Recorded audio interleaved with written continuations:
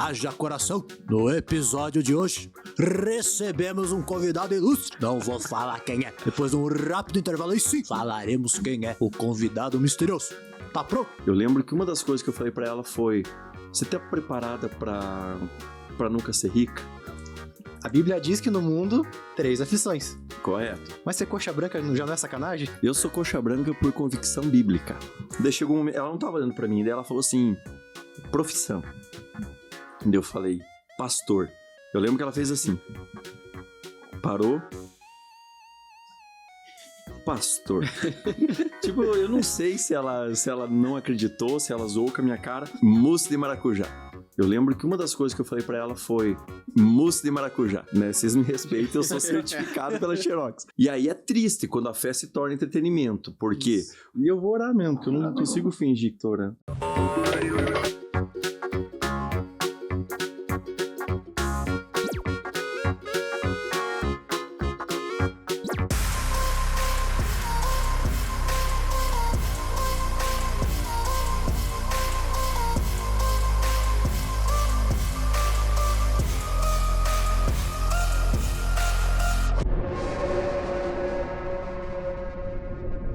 Salve crias, salve filhos, tudo bem com vocês? Estamos começando mais um episódio do Agora Pode Ser e hoje estamos com um convidado ilustre, inédito, participando pela primeira vez no podcast, uma grande honra pra gente.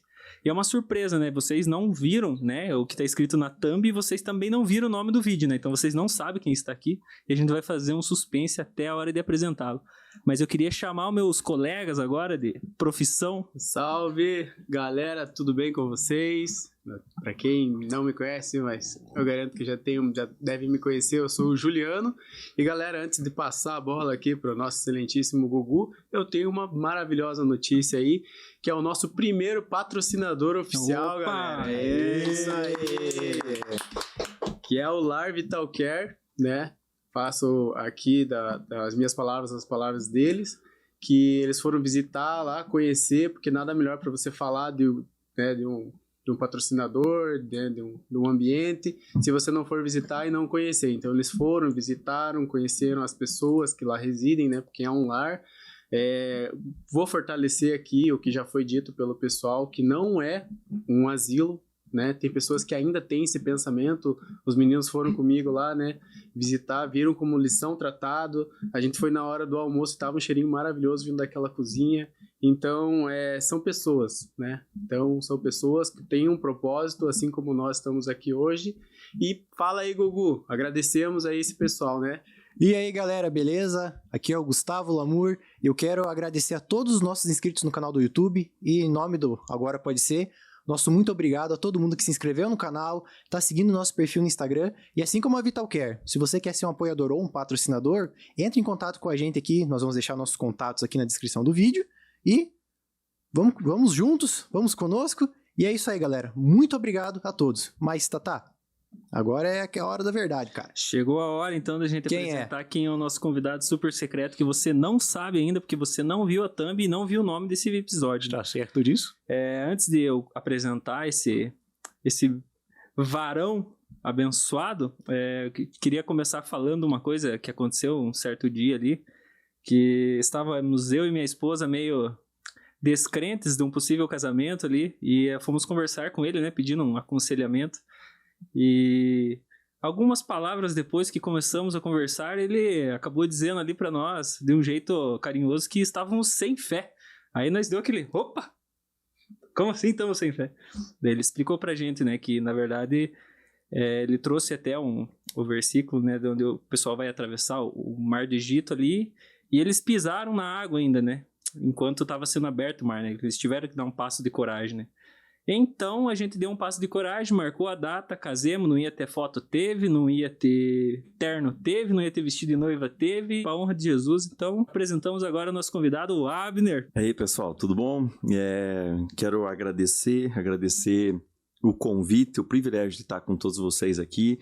E eu nem lembrava, eu lembro, acho que uma das nossas primeiras conversas, não vou entrar agora no detalhe aqui, Mas eu não lembrava desse episódio do casamento. Olha que interessante, teve cara. Esse Que episódio legal. também, foi algo bem, para nós foi bem marcante. Também foi o pastor que fez o nosso casamento lá, né? Nós pediu pro como é que é o nome do cara que casa as pessoas lá no cartório? O juiz de paz. O juiz de paz, o juiz, fez tua parte e agora deixa o pastor abençoar a gente aqui. Que legal. E gente. foi uma benção, cara. Mas então, Abner, para nós começar aí o podcast, para dar uma pergunta leve para o começo aí, conte pra gente como que foi teu processo de conversão, porque eu entendi que ninguém nasce crente, né? Ninguém nasce crente. Então, como foi esse processo de conversão? Como que você conheceu Jesus ali? Dê uma breve introdução pra gente de como é que foi esse processo. Meu processo de conversão talvez soe um pouco estranho para alguns, porque alguns têm um dia, uma data, um momento, uma palavra, uma pregação, uma música, um evento, um retiro. Foi um processo mesmo, porque eu nasci num lar cristão. Na verdade, o meu avô, ele é fundador de uma das igrejas mais tradicionais aqui na cidade de Campo Largo, e o meu pai é pastor dessa denominação, e eu cresci ali até meus 20 e poucos anos. Vou acusar minha idade já daqui a pouco, mas e sempre cresci na igreja, e Deus falava comigo desde criancinha. E eu acompanhava a fé dos meus pais e da tradição da minha família até então, mas na minha adolescência, que realmente Deus começou a me chamar talvez para um momento mais específico, que eu entendo que é o que eu vivo hoje, um chamado, eu já entendi daí ali na minha adolescência, e ali teve um momento que, eu não sei te dizer o dia, a hora, o evento ou a palavra, mas foi realmente um processo, uma sequência de momentos. Eu lembro que eu acho que entreguei minha vida para Jesus algumas vezes, sabe? Sabe aquele que vai pro apelo um monte de vezes lá pra frente? Então não foi uma vez, foi algumas vezes. Todas as vezes que tinha algo assim, um apelo, eu ia, porque eu sentia Deus falando comigo. Então, não foi um momento específico, mas acho que foi uma trajetória que acredito que na adolescência, por quê? Porque é um momento decisivo em que você fala, não, agora eu tenho opção. Ou eu continuo indo na igreja com os meus pais, ou se eu quiser eu fico em casa. E eu, por opção, decidi permanecer e continuar indo, não mais porque os meus pais me levavam, mas por vontade própria mesmo, né? Então, não teve... A minha conversão não é assim, nossa, que testemunho marcante de chorar, né? Mas eu decidi levar a vida com Deus a sério, na verdade, e foi ali que eu vou permanecer e é isso que eu quero para minha vida. Me diga uma coisa também, a gente fez umas perguntinhas pra você ali, né? Umas perguntinhas marotas. Umas perguntinhas marotas, né? Pra descobrir um pouco da tua vivência ali. A gente descobriu também que você, nesse período aí, você trabalhou num banco, né? O homem era bancário e você saiu do banco. Saí do banco. Pra aceitar o chamado. Conta pra nós como é que foi esse processo, como é que foi a aceitação da família ou a recusa, o que... Então, é algo interessante, porque, que nem eu falei, desde o começo da minha infância, Deus falava comigo e eu tinha algo muito forte no meu coração, que eu tinha um chamado, desde criança. E eu entendia, quando eu fiz a minha primeira faculdade, sou formado em comércio exterior, né, pensando em exportação, importação, e trades, e né, essas coisas aí. E eu sabia que eu estava fazendo faculdade, estudando inglês, eu sabia que em algum momento Deus ia falar assim para eu parar com tudo, mas eu entendi que eu vivi, me aperfeiçoei, estudei, me preparei como se nunca fosse acontecer, mas estava preparado para acontecer a qualquer momento. Então foi isso, fui vivendo a minha vida, e aí me formei e fui trabalhar no banco. Trabalhei no HSBC, o finado HSBC, né? E trabalhei por 6 anos. Passei ali, né, algumas funções. Fui tesoureiro de agência e mexi com caixa automático e dinheiro e a rotina bancária. E aí eu estava já na igreja que hoje eu sou pastor, né? Namorando com a minha agora atual esposa, estava namorando com ela, E quando eu cheguei ali, eu comecei a liderar um grupo de adolescentes. Né? Entenderam, viram em mim ali alguma coisa e fui lá. Apostaram em mim e comecei a liderar um grupo de adolescentes. Até o momento que o nosso pastor de jovens, na época, o pastor Elias. Era o pastor Elias, foi o meu pastor. E hoje eu sou o pastor dele. Né? Isso que é interessante. Foi o meu pastor, ele era pastor de jovens. Ele, né, decidiu dar um ano sabático ali do ministério, e o nosso ministério jovem ficou sem pastor. E aí, na época, o meu atual pastor, que era o pastor Edson, ele me chamou. E eu estava no banco, estava com a minha carreira ali, fazendo cursos internos e prospectando uma carreira no banco, sabendo que Deus ia me chamar a qualquer momento. Eu me lembro até hoje, depois de um culto pela manhã, era uma escola bíblica dominical, ele me chamou na sala dele e ele falou assim: Abner, eu tentei chamar alguns pastores. E ele me falou o nome, não vou citar os nomes aqui, mas ele falou o nome de 2. Ele falou fulano de tal, né, já tem um preparo, já está no nosso meio, já é reconhecido e ordenado como pastor. E quando eu convidei ele, ele entendeu que o ministério jovem não era com ele. Daí convidei um outro, que na época era um pastor que estava em São Paulo, e ele falou assim, eu lembro que ele falou assim, eu liguei para ele 11 vezes. Até hoje, eu estava na sala dele, ele falou, eu liguei para ele 11 vezes. Na 11ª vez, quando eu estava ligando, Deus falou no meu coração, desliga o telefone porque o teu pastor está do seu lado. E aí eu desliguei e decidi apostar em você. Né? E ali na igreja, né, na nossa denominação, Igreja Batista, tem o padrão de, para se tornar, ser ordenado pastor, tem que passar por toda a formação teológica. E ele falou, e eu vou, né, a igreja já te reconhece como pastor, vou enviar você para o seminário para estudar, e eu sei que na região de Curitiba tem muitos pastores já formados, pastores de juventude, querendo assumir uma juventude, querendo assumir uma igreja. Eu sei que eu vou comprar uma briga com alguns deles, mas eu confio em você, eu aposto em você, e desde o primeiro ano de faculdade teológica, você já vai estar em tempo integral cuidando da nossa juventude. E aí eu estava para casar. Eu ia casar dali um mês depois. E aí eu cheguei para minha atual esposa, a gente já namorava ali há uns 4, 5 anos. Já estava na hora, cara. E eu lembro que eu cheguei para ela e eu falei algumas coisas, falei assim, você está preparado? Eu lembro que uma das coisas que eu falei para ela foi, você está preparada para nunca ser rica? Eu falei isso para ela. Falei, porque no banco eu tenho uma carreira, eu posso crescer, conquistar muitas coisas, mas eu entendo que num ministério pastoral sério, correto, a gente não vai passar fome no começo e talvez lá na frente vamos ter uma vida confortável, conforme Deus, mas não assim uma projeção que talvez alguns sonham, mas Deus me chamou para isso. Mas nós estávamos há um mês para casar, com tudo pronto para o casamento, com todo mundo convidado. Ela olhou para mim tipo assim, aí para onde eu vou correr agora? Se eu for dizer não, eu vou ter que começar tudo de novo com algum outro aí. E ela aceitou essa loucura e eu lembro que eu fui falar com meu pai. Você perguntou da família? Meu pai e minha mãe já reconheciam, já sabiam um pouco a respeito disso, do chamado. E eu lembro, entre algumas coisas que o meu pai me disse, eu destaco uma palavra que ele disse. E ele falou assim, Abner, você está preparado para o ministério? E eu fiquei ouvindo e ele disse assim, quando a gente está numa igreja e a gente está sentado entre os membros de uma igreja, a gente é pedra. A partir do momento que você vem para o ministério, você se torna a vidraça. Então se prepare para que a sua vida esteja em exposição, você vai estar à frente e qualquer coisa que você faça vai ter dimensões diferentes do que apenas ser um membro. E eu carrego isso comigo. Então foi mais ou menos essa história, né? Um pouquinho da trajetória do chamado.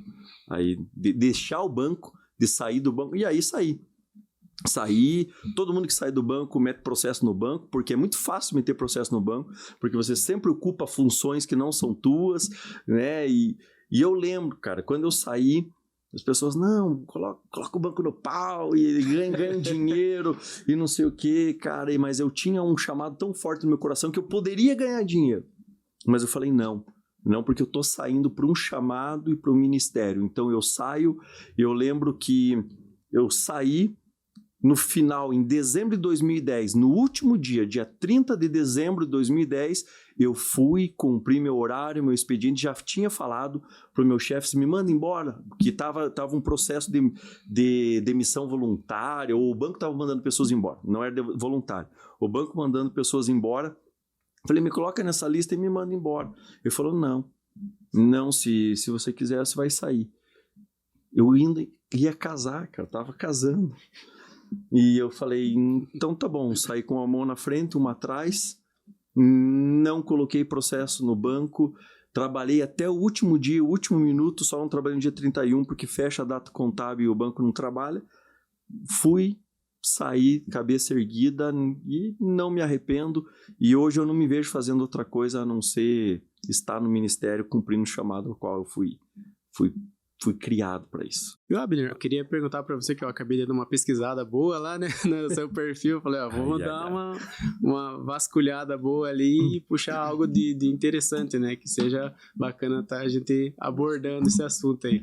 Vou esperar você dar uma... Agora fica à vontade. Não, eu já quero agradecer. Corte para principal. Não, eu vou agradecer aqui, ó. Mousse de maracujá, né? Quem ouviu algumas pregações atrás aí sabe o que isso significa para minha vida. Né? Muito bom, obrigado pelo carinho, obrigado pela lembrança e a referência. Você acha que a gente não presta atenção no culto? A gente presta, né, cara? Então faz a pergunta ali que eu vou. Primeiro aí, vamos ver se tá bom o mousse aí. A primeira aí, prova o mousse pra gente ver se tá bom aí, né? Tá ok? Aí. Bom. Tá aprovado o mousse? Vocês quiserem. Foi o Otávio que fez, Não, tá certo. Muito bom. Não, mas então, aproveitando né, as perguntas referentes à sua trajetória, eu dei uma procurada lá e eu vi que você participou de um evento, se eu não me engano, em 2019. Eu não sei qual é a sigla exata lá, mas foi na Arena da Baixada, alguma coisa assim. Dessa pegada, a partir daí, eu queria saber de você como que você vê a relação entre a fé e o entretenimento, né? Hoje em dia, digamos assim, é importante, né? Com certeza né? Mas qual que é a sua visão hoje de relação entre a fé e o entretenimento? Porque foi um evento grande, né? Foi um evento, inclusive na época, foi o que bateu o recorde de público da Arena da Baixada, né? Um evento chamado Semana do Avivamento. Isso. Semana do Avivamento, ele é um ajuntamento de alguns pastores, mais especificamente de Curitiba, né? E a ideia é, durante toda uma semana, juntar as juventudes de várias igrejas, independente da denominação, e ali vai, tipo assim, vai a banda de uma igreja toca na outra e o pregador é de outra, assim, e vai de segunda né, até sábado, e no sábado ele termina, culminando no culto com todos juntos ali no culto da Arena da Baixada. Acho que foi em 2019, acho que foi o segundo, se eu não me engano, e né, pastores aí de uma grande projeção, uma referência, são referência para mim em várias áreas, e eu tava no meio, não sei nem o que eu tava fazendo lá. Não sei nem o que eu tava fazendo lá direito, mas Deus me deu esse privilégio. Agora, a pergunta, fé e entretenimento, ela é perigosa, porque a fé tem se tornado entretenimento, de uma maneira para se tornar um atrativo para as igrejas. Polêmica, Brasil. Mas não deixa, como que eu posso dizer? Infelizmente, quando a gente olha, realmente tem acontecido isso. E aí é triste quando a fé se torna entretenimento. Por quê? Porque aí pastores ou pregadores que são arautos ou divulgadores da palavra da verdade, eles viram atores, viram personagens, né, nos púlpitos, nas plataformas, tentando entreter plateias, né? A própria palavra diz: chegará um momento em que terão comichão nos ouvidos, e aí buscarão, se ajuntarão para si, aqueles... para ouvir aquilo que você quer ouvir. Por isso que as igrejas, tem muitas igrejas cheias aí, de pessoas ouvindo mentira, mas na verdade eles estão buscando isso, né? Mas voltando pro cerne da pergunta, primeiro, ela é perigosa. Eu entendo que a fé, ela não é um entretenimento. Porém, a fé tem que ser atrativa. A fé que a gente professa, o nosso testemunho de vida, nós, cristãos, nós precisamos ser atrativos para a sociedade. Infelizmente, há muito tempo atrás, talvez uma cultura evangélica brasileira, os crentes eram repelentes. Chegou os crentes, chegou os caras chatos. Chegou os caras chatos. Não dá nem para conversar com aquele lá. Então, era um evangelho repelente. Eu quero ser tão diferente da pessoa, e eu era diferente na maneira de me vestir, na maneira que eu me portava, sei lá, com o palavreado, né? O Otávio começou dizendo o varão, essa linguagem de varão, pros não iniciados na religião. Ué, o que ele tá falando, né? É um jovem mancebo, né? Isso, o jovem mancebo, que é um linguajar de dentro que ninguém mais entende. Mas eles forçavam ser tão diferentes que se tornavam repelentes. Então, o evangelho, ele repelia pessoas. Na verdade, ele tem que ser atraente. Então, aí eu vejo a fé não como entretenimento, mas ela tem que ser atrativa. Mas atrativa como? Atrativa mostrando que seguir a Cristo é algo extraordinário, é uma vida extraordinária. É viver algo sobrenatural ainda nessa vida com uma esperança na vida vindoura. E dizer, cara, tua vida pode ser melhor do que isso. E eu tenho algo para te apresentar. E quando a pessoa olha para você, ela entender que você é diferente pela maneira que você age e quem você é, não pela maneira que você se veste. E já passei algumas situações, se é que eu posso compartilhar aqui, uns negócios meio estranhos, assim, cara. Porque a galera olha para mim, primeiro que não bota fé que eu sou pastor. Assim, cara, você, pastor, primeiro você não tem cara de pastor. Falei, e como que é a cara de um pastor? E aí eu pergunto, mas você não se veste igual um pastor, mas como que um pastor se veste? Né? Então, tem isso, porque foi criado esse estereótipo. Eu já fui uma vez num consultório e estava lá fazendo, sei lá, o check-in do consultório, como que fala, estava lá, quem que é você?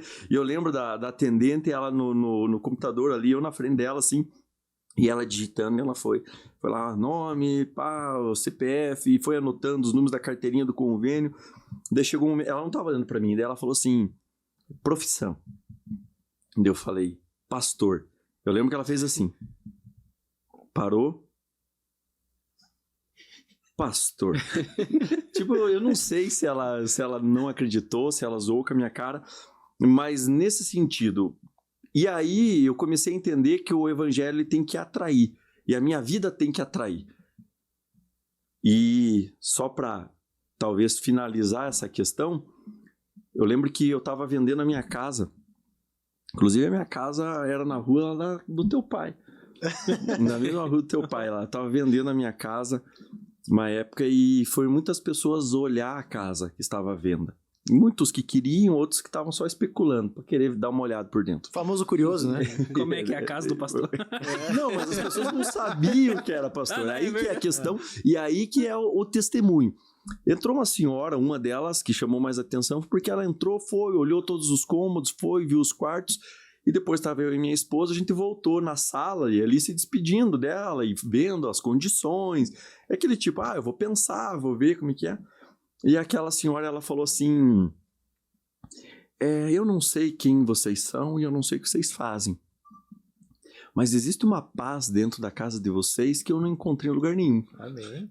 Eu falei, uau, e eu não contei pra ela, eu não revelei o segredo, mas ela saiu com aquilo. Isso é ser cristão e ter uma fé que atrai. Ter uma fé que atrai. Mais um episódio, eu achei que não ia falar, agora lembrei. Quando eu era adolescente, no meu primeiro emprego, estava fazendo estágio na Companhia de Cimento Itambé, eu era estagiário. O que faz o estagiário? Tira xerox. E era o que eu fazia, cara. Eu tirava muito xerox a ponto de eu ter ganhado um curso da xerox. Eles fizeram um levantamento na empresa daqueles que tiravam mais xerox nos setores e fizeram uma avaliação pelo centro de custo. Eu era um dos que mais tirava, daí trocaram a máquina, era uma máquina nova, e eu ganhei um curso de xerox. Então, né, vocês me respeitam, eu sou certificado pela xerox. E eu lembro que a máquina de xerox ela era do lado da secretária do diretor-geral da fábrica, diretor industrial. E eu entrava naquela sala direto, meu departamento era em outro lugar. E eu entrava direto, ia lá, tirava xerox. E teve um dia que eu entrei naquela sala, eu era um adolescente. E ela falou assim, Abner, o que você tem de diferente?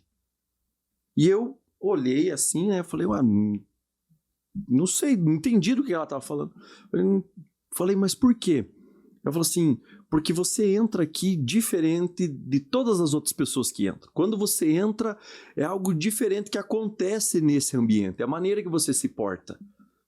E ali eu, um adolescente, eu também não soube o que dizer para ela. Mas hoje eu entendo que ela reconheceu em mim a luz de Cristo, que eu decidi lá na minha adolescência a seguir a Jesus. Se fosse hoje, eu ia falar assim, você tem umas 2, 3 horas para a gente conversar? Vem pra cá. Beleza. Então, a fé é atraente, mas não a fé como entretenimento. Existem estratégias. Pode-se pregar a palavra através de músicas, de um evento musical, talvez de uma peça teatral, de um evento focado específico. Sim, mas esse não ocupa o centro do que é o evangelho, né? A roupagem, a embalagem pode ser mudada, mas o conteúdo do presente ele é um só e não é modificado. Perfeito. Tá certo. Abner, falando nisso, como a gente tá falando sobre entretenimento, essa parte cristã e tal, são 2 coisas, 2 perguntas em uma só aqui. Bom, vamos lá. Primeiro de tudo, a Bíblia diz que no mundo 3 aflições. Correto. Mas ser coxa branca já não é sacanagem? Aí, ó, então vamos lá. Gente, eu falo com propriedade porque minha mãe era uma coxa branca roxa, minha família inteira é coxa branca. Eu sou Flamengo, mas eu tenho um carinho pelo Coritiba e todo mundo sabe disso. Então eu falo com propriedade. Não estou sendo muito zoeiro, falando com maldade, beleza? Ok, então vamos lá. Eu sou coxa branca por convicção bíblica. Olha aí. Por quê? Porque se você olhar na toda a trajetória da Bíblia, você vai entender que Deus nos preparou para que nós estejamos no alto da glória. Quem vive na baixada, lá embaixo, no caldeirão, eu fico subentendido. Eu não vou, porque eu tenho... Hein, Abner? Eu vou falar uma coisa pra você. Sabe por que eu sou flamenguista? Porque em 2019 eles encontraram Jesus. Então, é isso aí. É por convicção bíblica, mas de fato o coxa ele prova a nossa fé e o nosso domínio próprio, a nossa paciência, e a gente vai amadurecendo no fruto do Espírito também. Mas assim, Abner, agora falando pra parte mais séria, assim, você falou sobre entretenimento, música. Qual que é a tua opinião? Eu sei que é uma coisa talvez até um pouco polêmica pra todo mundo, assim, que é cristão ou quem não é, porque pensa assim, a pessoa é cristã, como você falou, aquele estereótipo é quadradinho. Mas assim, questão de música, vamos dizer assim, secular e música gospel. Uhum. Como diria o André Valadão, pastor, pode ouvir Iron Maiden? Então, eu não sei. Isso nem é crente, não. Nem é crente, não. O que você diz? Qual que é o limite entre a música secular? O que o cristão, não vamos dizer o crente, vamos dizer o cristão, ele pode ou não ouvir? Porque a Bíblia diz, né? Tudo me é lícito, mas em tudo convém. Perfeito. Cara, ótima pergunta. Alguns entendem ela como polêmica, eu não. Né? Eu tenho muita facilidade e tranquilidade de falar sobre isso. Primeiro, você tem que ter, como cristão, você tem que saber o que rege a tua vida. A vida do cristão ela é regida por princípios bíblicos. E o que as pessoas sempre procuram e às vezes perguntam, essa pergunta acontece direto, pastor, até onde que é o limite? A partir da onde que se torna pecado até... Por que as pessoas perguntam isso? É o cara que quer saber até onde ele pode ir sem pecar. Exatamente. Até aqui eu posso ir, a partir dali então eu não posso ultrapassar essa barreira, né? Então, essa é a grande questão, mas vamos falar especificamente de música. Se a minha vida é regida por princípios, tem a ver com cosmovisão, então significa tudo que eu olho, a maneira que eu ajo, como eu me relaciono, o que eu ouço, os lugares que eu frequento, o que eu assisto, é regido por uma cosmovisão cristã, com princípios cristãos. Então vamos pensar o seguinte, no mundo, em tudo na nossa vida, existem 3 fontes: divina, demoníaca, infernal e humana. São 3 fontes. Divina, o que vem de Deus, eu aceito tudo para minha vida. O que é divino, eu aceito tudo. O que é demoníaco, eu rejeito tudo. O que é humano, eu avalio de acordo com o que eu conheço e com os princípios cristãos. Ah, é errado? Cara, tem músicas seculares que são verdadeiros poemas e que falam, às vezes expressam o amor para com as pessoas, às vezes até o amor com a criação, mais do que algumas canções raivosas. Dá-lhe bicuda na cara do cão.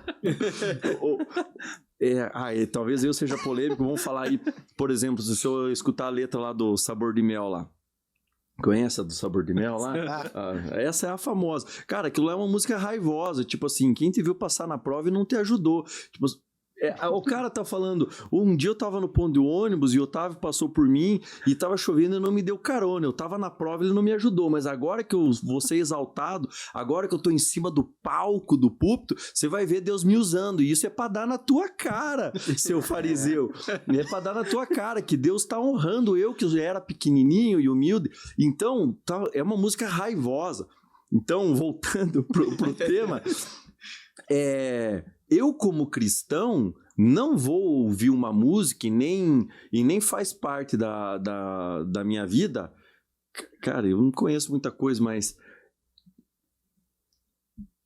Que pescar que nada, conhece uma música assim? Que pescar que nada... Bruno Ramones, né? Eu não sei, cara, mas eu sei que a música fala que ele enganou a mulher e que ele não vai pescar e no lugar onde ele vai ter 7 para cada homem. Cara, eu como um homem casado, um pai de família, convém com os meus princípios, fala para minha vida algo assim, e aí eu vejo pessoas junto com a mulher, com as crianças, tomando uma cerveja e ouvindo isso, falo, cara, é contrário a tudo aquilo que você vive. Então, como cristão, é certo ou não é?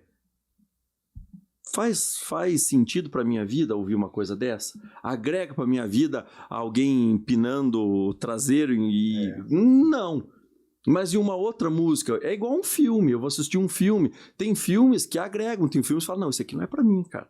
Então, o que eu entendo, que eu vejo que não é polêmico, é se eu tenho muito firmado quem eu sou em Cristo, a fé que eu tenho em Cristo Jesus, eu sei me desviar não do evangelho, eu sei me desviar daquilo que não provém de Deus, aquilo que faz bem para minha vida, aquilo que acrescenta e aquilo que não. Então, aí eu não vou dizer, é o Iron Maiden, é o Bruno e o Ramones, é a Anitta, né? Eu abri, nesses tempos, comecei a abrir umas caixinhas de perguntas e o pessoal começou a perguntar, assistir o Big Brother é pecado? Essa é famosa. Essa é famosa, assistir o Big Brother. Eu falo, cara, se naquele programa fala alguma coisa que agregue a tua fé, né? Ou se é contrário completamente aos princípios que você apregou ou que você vive, então não é pra você. Então pra você é pecado, porque não condiz com a tua vida. Em cima disso que você falou, eu também lembro que você comentou isso, né? Dessa linha na questão que você comentou numa pregação, na questão da bebida alcoólica, né? Mas pastor, uma cervejinha só é pecado? O pessoal fica no limite, né? Não, porque eles querem uma autorização do pastor para pecar. Não, uma não, vai lá, meu filho, pode tomar. Ele fala, tipo assim, não, então se eu tomar até 3 e não me embebedei, então 3 é o limite, a 4ª é pecado, né? Então, gente, olhe para Cristo, quanto mais perto de Cristo você estiver, mais longe do pecado você vai estar, e você não tem que se preocupar se é ou não é, porque o próprio Espírito que habita em você vai te acender o alerta aí na hora que você estiver prestes a cair em tentações. Estiver diante da situação. Amém. Hein, Abner? Desculpa te cortar aqui, Tatá. Abner? Desculpa te cortar aqui, Tatá. Corta. Para. É que é só pra finalizar essa parte da música, que a gente teve recentemente a ilustríssima Baby do Brasil falando sobre o Apocalipse no Carnaval. E então a gente começa a analisar... Foi falado que ia macetar o Apocalipse. Macetando. Você viu isso? O Apocalipse, gente. Responderam. Vi. Daí assim, você como pastor, analisando tudo isso que tá rolando, a gente já tá no princípio das dores? Olha aí, profunda, uma pergunta apocalíptica. Vai, sombra! Apocalíptica, então vamos pensar. Gente, aí sim eu vejo polêmico. Para quem é teólogo, entram em polêmicas aí, se vamos passar pela tribulação, se não vamos, se já estamos vivendo. Olhar para Mateus 24, cara. Mateus 24 vai dizer que vai haver guerras e rumores de guerras, o amor de muitos esfriará, e vai dar uma lista de situações ali, vai dizer, mas ainda não é o fim. Jesus dizendo, ainda não é o fim. Quando ele fala isso, significa que nós vamos viver momentos e tempos terríveis, mas ainda não vai ter acabado. E alguns falam, não, porque os cristãos não vão passar por isso, eles vão ser arrebatados antes disso. Mas a gente já não está vivendo guerras, rumores de guerras, o amor das pessoas se esfriando. Cada vez mais. Pais se levantando contra filhos, filhos contra pais. Então, se você olhar, dependendo do olhar, já dá para dizer que nós já estamos vivendo tempos de tribulação, já estamos vivendo perseguição dos cristãos. No país onde nós vivemos, existe uma perseguição ainda velada. Não tão acirrada como países um pouco mais fechados, mas já sim. Vai chegar um momento que talvez vai se agravar um pouco mais. Mas eu acredito, né, no que você perguntou, que sim, nós já estamos vivendo, nós vamos passar por algumas situações. Cara, se os apóstolos, cara, foram queimados em tacho, pegando fogo em tacho de, né, óleo ardente, crucificados a cabeça para baixo, outros transpassados com lança, cara, quem sou eu para viver uma vida tranquila no ar-condicionado da minha igreja, indo para o céu sorridente e tranquilo, né? Então, pelo menos eu, particularmente, não acredito dessa forma, e por isso que eu falei polêmico, porque existem linhas teológicas que dizem que os cristãos não passarão e vão sempre estar em berço esplêndido. Aproveitando a deixa aqui, Gugu, já que estamos no assunto de música e tal, né? Só para finalizar, para daí a gente poder abordar outro tipo de assunto, não gostaria de citar nomes, né? Mas citar o nome, estamos aqui já não é para julgar ninguém, né? Já deixar claro que a gente não está aqui para julgar ninguém, mas é uma situação bem triste que a gente acabou acompanhando aí, que é a situação da Priscila Alcântara, né? Eu queria saber de você e o que você tem para dizer para os jovens, né? E até, igual você falou de perseguição de cristãos, de pessoas, às vezes até, né, ali próximas a ela, que acabaram, né, digamos, virando as costas, né? Às vezes não deram o suporte, o apoio necessário. O que você acha disso, que tem relação espiritual, isso, dela trocar que nem, tipo, ela teve mudança radical no visual, abandono do gospel para se dedicar ao pop, ou não tem nada a ver, é uma decisão dela? Olha, aí é uma pergunta difícil. Essa é uma pergunta capciosa. Falemos que tinha umas boas, né? Não, tinha umas boas. Então, vamos lá. O que eu penso a respeito disso? De fato, nunca formulei um pensamento, né? Mas, de uma maneira geral, primeiro, acho que a mudança de visual que você perguntou, ela tem a ver muito com a fachada. Acho que para ela sair do gospel para ir fazer o que ela está fazendo hoje, se ela permanecesse com o mesmo visual, não teria tanto impacto. Então, é igual o restaurante, quando coloca a faixa lá na frente, estamos sob nova direção. É mais ou menos isso, para dizer, alguma coisa mudou. Se um dia você veio aqui, a comida estava meio ruim, você achou um cabelo na comida, então a partir de agora a gente mudou a cozinheira, tá sob nova direção. É mais ou menos isso que eu acho que ela fez. A mudança radical dela é justamente por quê? Porque ela atingia um público e agora ela se vira para outro público. Né? Então é a maneira que eu vejo. Outra coisa, de fato, para chocar. Porque hoje em dia nós vivemos a geração da lacração. Então, se você quiser ser famoso em algum lugar aí, né? Eu não tenho muito seguidor no Instagram, porque eu não sou muito polêmico. Agora, se eu quiser começar a falar umas bobagens, os negócios, ela vai começar a bombar e vai viralizar. Então, isso chama atenção. Então, a maneira dela chamar atenção e ela conseguir fidelizar esse novo público dela, o choque valeu a pena para ela. E aí, ou virar as costas, por quê? Porque o público que ela alcança hoje, o pensamento, a ideologia é muito anticristã. Né? Os cristãos retrógrados, ultrapassados, né? Então, quando ela faz isso, ela demonstra literalmente, virei as costas e agora eu sou de vocês, é como se de fato ela tivesse vestido a camisa desse novo público. E aí, trazendo para uma parte agora que você perguntou sobre alguém que estava junto e não ajudar, nós como cristãos, o amor sempre deve prevalecer. Nós devemos olhar as pessoas com os olhos de Deus, né? Ela é alvo do amor de Deus, ela continua sendo alvo do amor de Deus. Por ela, Jesus se doou na cruz, assim como cada um de nós. O que a gente tem de melhor que ela? Talvez só o nosso pecado seja um pouco diferente do dela, né? Mas, cara, é difícil estabelecer um conceito do que vai no coração dela. Alguns dizem, embasado em versículos bíblicos, não, a pessoa que fez isso é porque tem o versículo que vai dizer, não era dos nossos, estava entre nós, mas não era dos nossos.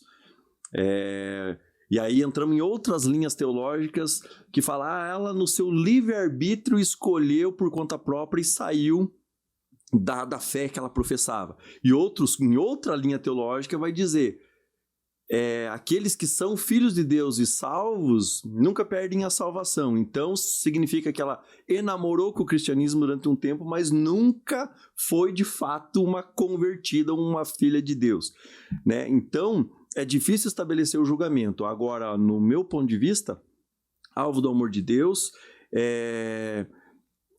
devemos sim ter compaixão e orar, mas o que eu desaprovo é utilizar a fé como entretenimento para ela subir um degrauzinho e ter uma projeção um pouco maior. Talvez a fama dela se dá nisso. Ela não seria tão famosa no Brasil se ela começasse numa carreira secular e fosse competir com qualquer outra cantora do mundo secular aí. Quem que é? Anitta, Ivete Sangalo, sei lá quem que canta hoje em dia aí. Elba Ramalho, moderno. Hoje em dia acho que ainda canta, mas já cantava 50 anos atrás, já cantava. Mas ela talvez não tivesse tanta projeção se ela já tivesse entrado nesse meio, mas como ela permeou no meio gospel e saiu dali para esse meio, então o público que ela tem, ela alcança muita gente, é convidada para programas, anda e visita artistas aí que ela não visitaria ou caminharia com essas pessoas se ela nunca tivesse sido do gospel, mas é por ela ter gerado polêmica de fato que ela conseguiu essa projeção. Perfeito. Entendi. Em cima do que você falou, eu quero te fazer mais uma pergunta ainda, não nesse tema, mas já levando para outro. Mas antes de fazer essa pergunta, pessoal, vocês estão aqui até agora e ainda não curtiram o vídeo, não se inscreveram no canal. Ninguém lembrou de falar isso, rapaziada. Que isso, hein? Eu louco pra falar, me interromperam aqui, produção. Olha só, eu vou sair daí. Tem que perdoar o irmão, cara, tem que perdoar o irmão. Verdade. Mas é isso, pessoal. Pedir pra vocês se inscreverem no canal, estamos aí crescendo, graças a Deus. E creio que também é da vontade dele, senão eu já tinha caído por terra já. Amém, então... verdade. Creio que se estamos aqui, estamos falando dele, é da vontade dele. Deixa eu falar um negócio sobre isso aí. Olha aí. Pessoal, siga o canal, vai lá, porque os próximos episódios vão ser bons, vai ter gente boa aqui nos outros. Nos outros vai ter gente boa. Então, voltando... Já tem, né? Já comecemos como? O episódio oficial 01 com o 01, ó. Piada interna, essa é só pra quem é pibiano aí. Pibiano, Campo Larguense.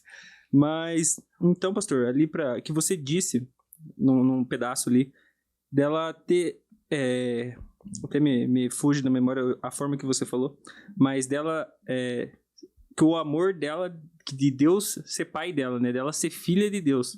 Então, quer dizer que nem todo mundo é filho de Deus? Não. Como assim, pastor?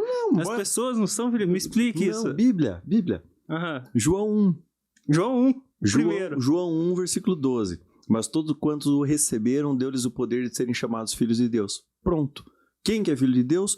Todos quanto o receberam e creram nele.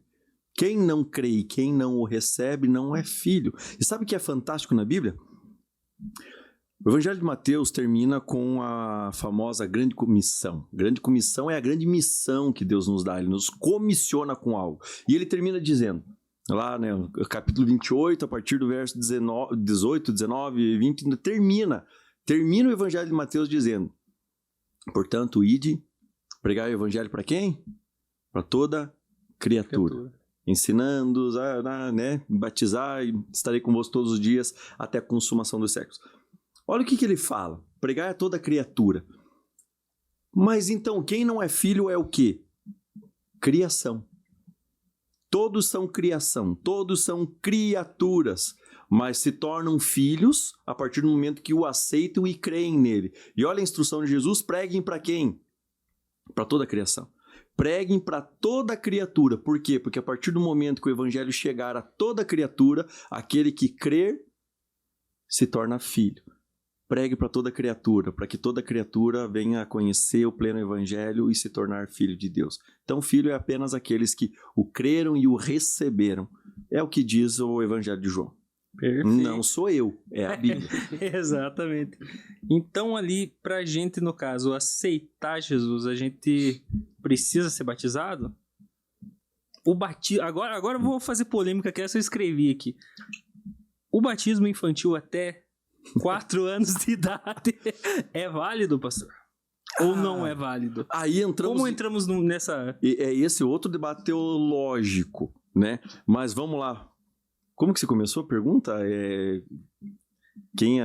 Como aceitar Jesus, né? Como aceitar Jesus? Boa pergunta. E aí ele é um jargão do evangeliquez. O aceitar Jesus. Porque quando a gente olha para a Bíblia, a gente começa a entender que é ele que nos aceita, não é a gente Então, não é a gente que aceita ele. É ele que nos aceita. Quem que estava perdido? Nós ou ele? Quem que estava sem rumo na vida? Quem estava sem propósito? Quem estava caminhando para o inferno? Passar uma eternidade condenada. Quem? Era Jesus ou nós? Nós estávamos perdidos. Então, o jargão, a gente fala, eu aceitei Jesus, porque chegou um momento que eu decidi entregar minha vida a ele. Mas, na verdade, é ele que nos aceita, porque a gente não prestava, né? Então, primeiro é isso. Então, o aceitar, agora vamos contextualizar no que a gente entende, é de fato se render a ele. É deixar de resistir o evangelho que nos alcança, deixar de resistir e falar, me entreguei. É uma rendição. Então, esse é o aceitar. Agora, você falou do batismo. Como que é o negócio do batismo? Acerca do batismo ali, pra gente entender melhor. O batismo infantil ali, vamos dizer, até 4 anos de idade, né? Por que até 4? De onde você tirou essa referência? Porque eu tava conversando com a digníssima da minha esposa. Beijo, bom dia. Mais uma vez, um abraço pra você, meu amor. Te amo, minha esposa. Eu tava conversando com ela pra gente montar as perguntinhas ali. Daí ela falou... Pergunte isso. Não, até eu falei pra ela, a pessoa perguntar isso, ela falou, é boa. Só que ela falou assim, infantil até que idade? Porque eu parei pra pensar, é verdade, né? Porque às vezes a gente, né, acaba fazendo algumas brincadeiras meio infantil com 30 anos nas costas, né? Uhum. Então, né? Então tem que estipular idades ali, né? E eu acredito que até 4 anos de idade a consciência ainda é muito não consciente, vamos dizer assim. A primeira infância, bonita palavra, primeira infância. Recapitulando a pergunta, o batismo até a primeira infância é válido ou não é válido? Explique melhor. Então, essa é uma tradição primordialmente do catolicismo, e quando eles fazem isso, eles fazem pelo zelo. Eu entendo que eles fazem pelo zelo. Por quê? Para que você não seja pagão. Não, eu não vou ter filho pagão, então eu já batizo ele antes que ele resolva fazer qualquer outra coisa, fugir ou recusar, batiza. Mas quando nós olhamos para a Bíblia, o Evangelho de Marcos vai dizer, falar sobre todo aquele que crer e for batizado. Significa que o crer precede o batismo. Para ser batizado é necessário crer. É necessário crer. E quem crê? Uma criança de 4 anos. Eu tenho um filho de 4 anos. Grande, pequeno Telzinho. O Tel. Ferve o coreto, né? Então, perguntar para ele, você crê? Eu não sabe nem o que é crer. Ele fala algumas coisas assim que, né, não tem sentido. Uma criança, você pega o bebezinho de colo, você crê no Senhor Jesus? O que vai responder? Então, não crê. E agora eu volto à pergunta, porque essa pode se tornar polêmica. Dá uma vinheta da polêmica aí. Ô, louco, meu irmão. Fala aí alguma coisa. Vai, Sombra! Lá vai essa pergunta aqui. Ela é ou não é polêmica? Walter Casagrande. É verdade, né? Pergunta polêmica, né? Deixa o pastor responder, né? Essa é a minha opinião. Então vamos lá, vamos pensar o seguinte, seria polêmico e poderia talvez alcançar aqueles, né, não tô aqui para ofender ninguém, a fé e a tradição religiosa de ninguém, mas o próprio catolicismo responde se é válida ou não. Por quê? Como assim, pastor? O próprio responde, você batiza quando é bebê, mas quando se torna adolescente você tem que fazer primeira comunhão e crismar para fazer o quê? Para confirmar o batismo. Significa, então, aquilo que você fez sem saber o que estava fazendo, a ponto de você ter que ter um segundo tempo lá na frente para confirmar aquilo que você fez. Então, não foi válido. Porque, eu entendo, o batismo você não precisa se batizar várias vezes. O próprio Jesus fala isso. Quando ele está lavando o pé dos discípulos ali, e o Pedro, na hora que ele entende aquele negócio, cara, o Pedro dá cada navaiada, ele tá ali e fala, não, o meu pé você não vai lavar. Por quê? Porque era o servo, o pior, o mais baixo, o mais humilde da casa, que lavava os pés da visita que chegava. Então, quando Jesus coloca a toalha, pega a bacia e vai lavar os pés dos discípulos, ele diz, não, você é o nosso mestre, como é que você está se rebaixando e dizendo que você é o mais humilde entre nós? E daí, Jesus já dá uma chapuletada. Jesus era um gentleman para dar chapuletada, mas ele falou assim, se não deixar eu lavar o teu pé, você não tem parte comigo. E daí o Pedro ele vai de 0 a 100 muito rápido, cara. Daí ele fala assim, então tá bom, então me lava inteiro. Olha só, cara, não queria que lavasse o pé. E daí agora ele fala assim, então me lava inteiro. Daí o que Jesus responde para ele? Ele fala, né? Vocês já foram lavados. Você não precisa. Quem já foi lavado não precisa ser. Ele estava fazendo uma referência ao batismo. Então, se você se batizou, se você tem consciência, eu desci as águas do batismo, fui batizado, eu sei o que eu estava fazendo, pronto. Já foi batizado. A não ser que você fez numa empolgação, numa emoção, fala, pastor, eu só dei uma mergulhada, foi um banho que eu tomei, um mergulho na piscina e queria batizar de novo. Por isso que todos aqueles que, quanto eu batismo, eu pergunto, cara, você tem certeza que está fazendo? O que mudou na tua vida depois que você aceitou ou foi aceito por Jesus? Pelo menos tem que ter uma coisa que mudou no teu comportamento. Então, agora eu entendi, então, porque que quando a gente se batizou lá, teve um momentinho que a gente professou alguma coisa no microfone ali. Faz sentido? O batismo, ele não salva, né? O batismo é para os salvos. O batismo, ele é a confirmação da fé. Ele é o sinal exterior de algo que já aconteceu interiormente. Então eu professo, o batismo é profissão de fé, profissão pública. O que é profissão? Parece, né, um trabalhador, mas é professar a sua fé publicamente. E isso é o batismo. Eu exponho para todo mundo. Eu sou de Jesus, estou vivendo uma nova vida. Amém. Pastor, eu queria pedir um direcionamento para você, que você é uma pessoa que... Sala de aconselhamento é só no gabinete, não aqui. Não, agora vai todo mundo receber conselho aqui. O que acontece? A gente vê ali, né, pela dimensão da igreja, tá com quantos membros agora? 700, 600? 700. Então, pensando nisso, o senhor é pastor presidente de uma igreja de 700 membros, tem uma esposa, 2 filhos, uma saúde para cuidar e um Deus para honrar. E 24 horas no teu dia. Como? Como diria o Pablo Marçal, começa com como. Passa o código pra nós. Como dar conta disso? O Palmeiras tem mundial, brincadeira. Deixa mais leve. Pois é, cara. Sabia que eu também não sei muito como, cara. É difícil. Você tem que estabelecer prioridades. Né? Estabelecer prioridades. Na tua prioridade, o que é primeiro? Deus. Depois a tua família. E aí vem as demais coisas. É difícil, é bem complicado. De vez em quando, eu sei que todo pastor, e aí eu confesso meu pecado abertamente, às vezes a gente corre muito, né, e prioriza outras coisas e acaba não sobrando tempo. Quantas vezes eu chego em casa, semanas a fio, as últimas semanas, sempre depois das 11 horas da noite, hoje inclusive, e eu chego lá, às vezes, o Theo, pai, vamos jogar futebol. Cara, eu tô arrebentado, mas você tem que ir lá e jogar futebol, porque Eu vi esses tempos atrás uma frase que dizia daqui 15 anos, 20 ou 30 anos, o único que vai saber o tempo que você se dedicou trabalhando, que você trabalhou demais, vão ser os teus filhos. Ninguém mais vai dar atenção se trabalhou bastante, mas os teus filhos vão saber. Puxa, o pai não estava em casa. Né? Então, dói às vezes no coração, mas eu priorizo. Tenho meu dia de folga em que eu tento não fazer nada ministerialmente, nada, eu tento desligar e mais focar neles assim. Mas é complicado. E aí a gente precisa de pessoas que nos ajudem e caminhem conosco. Delegar funções. Né? A gente não pode se ater, por mais que a gente tenha essa tendência, se ater em muitos e pequenos detalhes.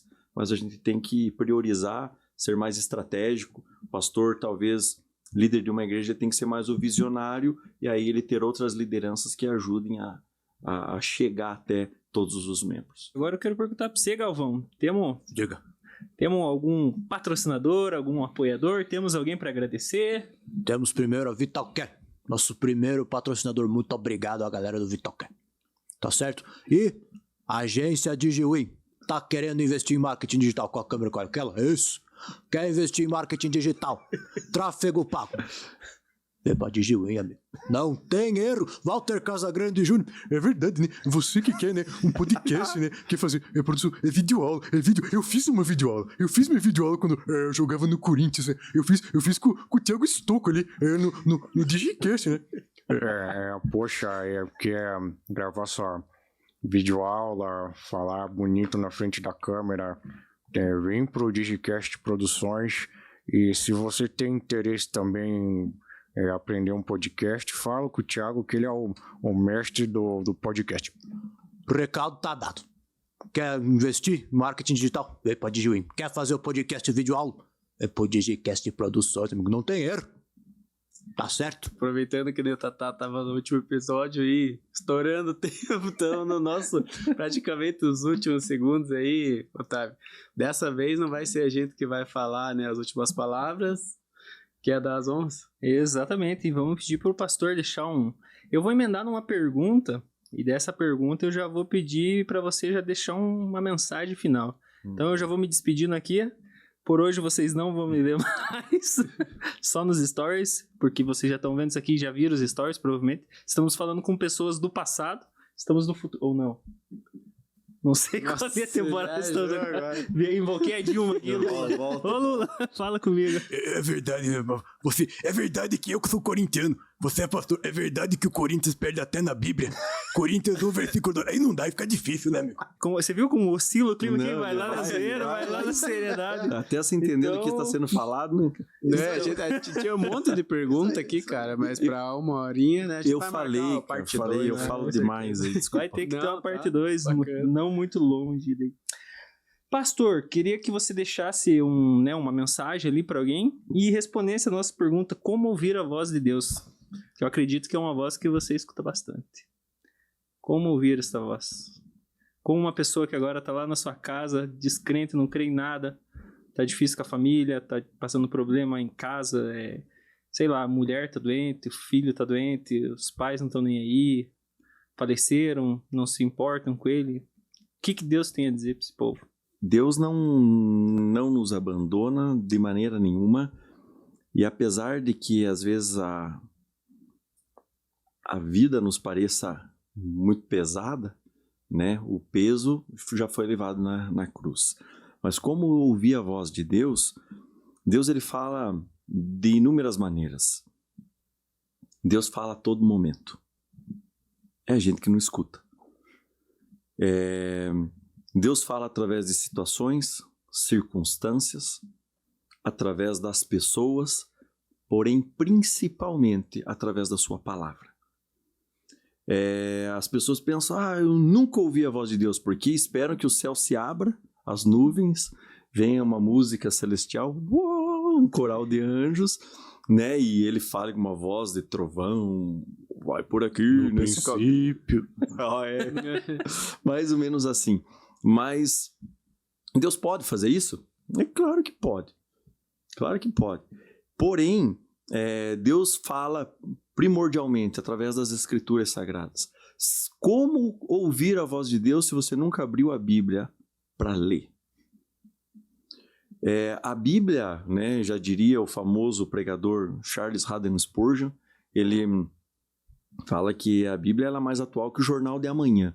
E o que demonstra, e o que acontece, na verdade, muitas vezes é que a gente lê a Bíblia, textos extremamente conhecidos, e quando você lê aquele texto de novo, ele te fala uma nova coisa que você nunca tinha se tocado, é um novo detalhe. Por quê? Porque talvez o momento da vida que você está vivendo seja outro, e Deus te chamou a atenção para um detalhe que você ainda não tinha se apercebido daquilo. Então, primeiro, Bíblia. Quer respostas? Bíblia. Depois, preste atenção ao seu redor. Deus fala através das circunstâncias, Deus usa pessoas. Quantas vezes, e o que aconteceu inclusive no último domingo, na pregação do último domingo. Eu vou escrevendo a mensagem, eu tenho meu momento de oração, de leitura, de estudo, e quando eu escrevo a mensagem, eu termino e falo, tá bom, Deus, né? Não sei para quem, o que é, mas se é essa a tua vontade, e o que já aconteceu de mudar a palavra também em cima da hora. Mas de pregar e as pessoas vêm falar, pastor, você narrou a minha vida inteira.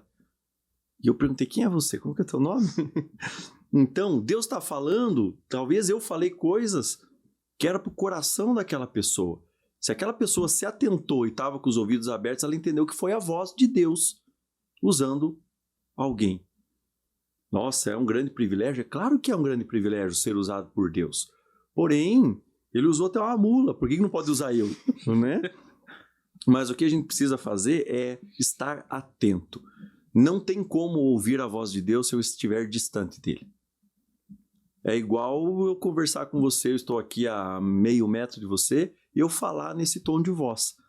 Mas se eu estiver lá na outra quadra ou a 2 quadras e falar no mesmo tom de voz, você talvez possa até estar me enxergando.